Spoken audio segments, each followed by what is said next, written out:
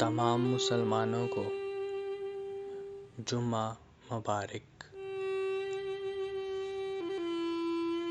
جمعۃ المبارک کا دن مسلمانوں کے لیے خاص اہمیت کا حامل ہے۔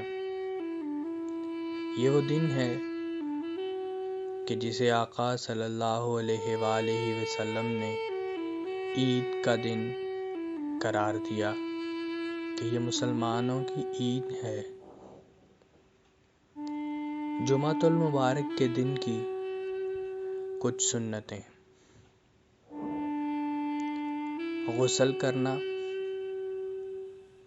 مسواک کرنا، عمدہ لباس پہننا، خوشبو لگانا، سورۃ الکہف کی تلاوت کرنا، مسجد جلدی جانا۔